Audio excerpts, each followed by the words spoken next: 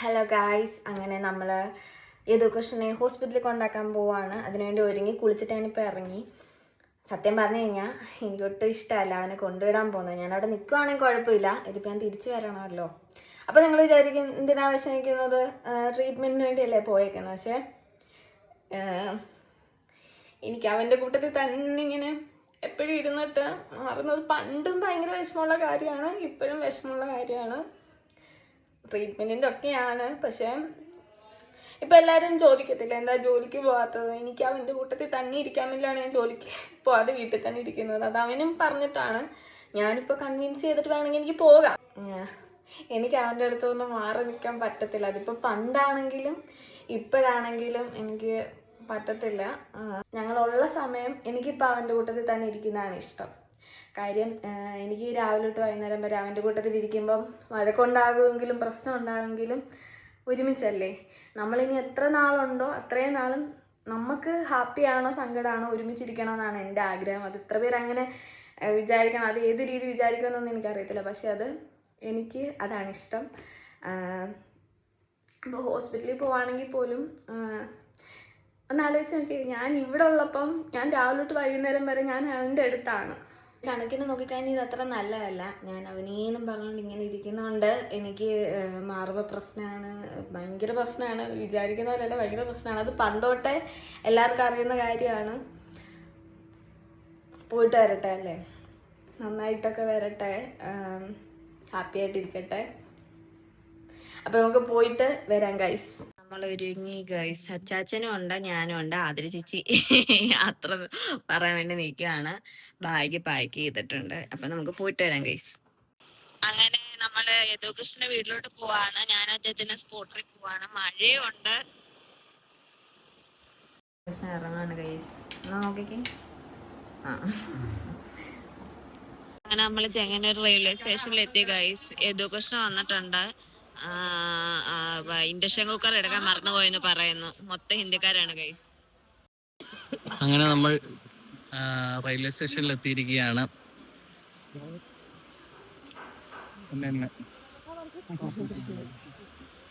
സന്ദീപ് മാമന് മോന്, അച്ഛൻ, അമ്മ, അച്ചാച്ചൻ, പ്രതികാജ്, ഞാന്, ഉണ്ണിക്കുട്ടൻ. അങ്ങനെ നമ്മുടെ ട്രെയിൻ വന്നു. നമ്മുടെ ലഗേജുകൾ ഇതല്ല, അതല്ല അവളുടെ ഈ വേറൊരു സാധനം, വലിയ വലിയ സാധനങ്ങളാണ് ഗൈസ്. നമ്മുടെ ട്രെയിൻ വീൽ ചെയർ എല്ലാം കയറ്റിയപ്പോൾ ഈ ഇടവശത്തൂടെ വരാൻ ഭയങ്കര പാടാണ് ഇടവശത്തൂടെ വരാൻ. വീൽ ചെയറും കൊണ്ട്, അതുകൊണ്ട് വീൽ ചെയർ 4 മടക്കി എന്നെ എടുത്ത് കയറ്റുക. എന്നിട്ട് നമ്മള് ഇനിയും ഫുഡ് ഓർഡർ ചെയ്തത്, ഫുഡ് ഇനിയും വേണം.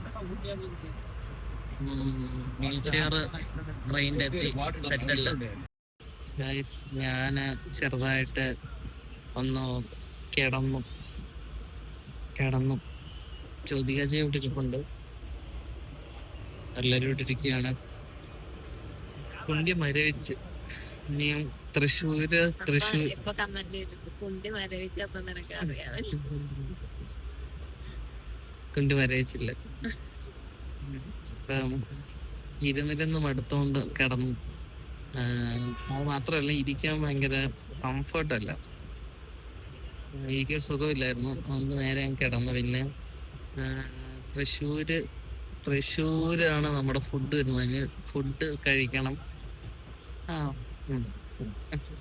ജ്യോതികാജി എപ്പോഴും ഇങ്ങനെ ഫുഡ് കാണുമ്പോ എപ്പോഴും മറന്ന നിന്റെ പ്ലേറ്റിലൂടെ കാണിച്ചോടെ, നിന്റെ പ്ലേറ്റിലൂടെ കാണിച്ചോടെ. എന്തിനാ എത്ര പറഞ്ഞാലും മനസ്സിലാകത്തില്ല. ഞാൻ ഇത്ര കഴിച്ചുള്ളൂ സ്റ്റാർട്ടിങ്.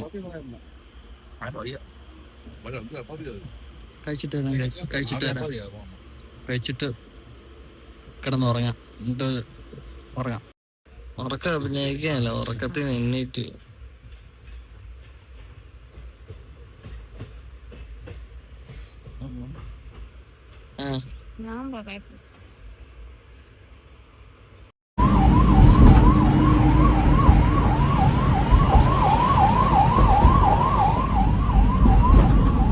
വന്ന കഴിച്ചു. നമ്മളങ്ങനെ ഹോസ്പിറ്റലിൽ എത്തി.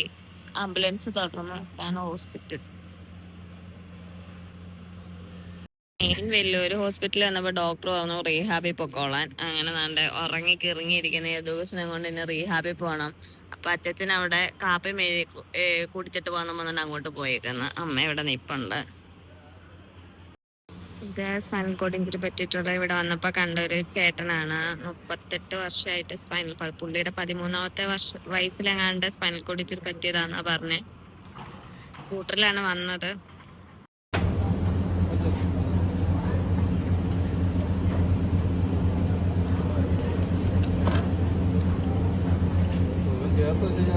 നമുക്കൊരു ആട്ടം കിട്ടത്തില്ല.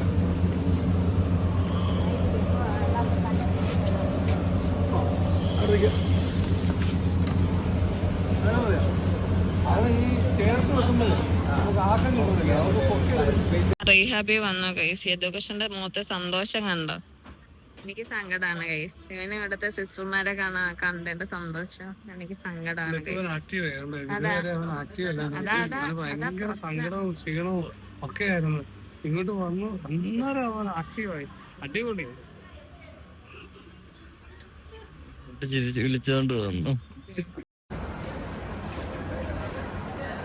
ഞങ്ങൾ വെല്ലൂര് വന്നു. ഇതാണ് വെല്ലൂർ CMC റീഹാബ്. വാർഡിലാണ്. Ward number 5. വാർഡ് നമ്പർ 5ലാണ്. ഇപ്പോൾ ഇന്ന് മുതൽ തെറാപ്പിയാണ്. അപ്പോൾ okay, bye bye bye by.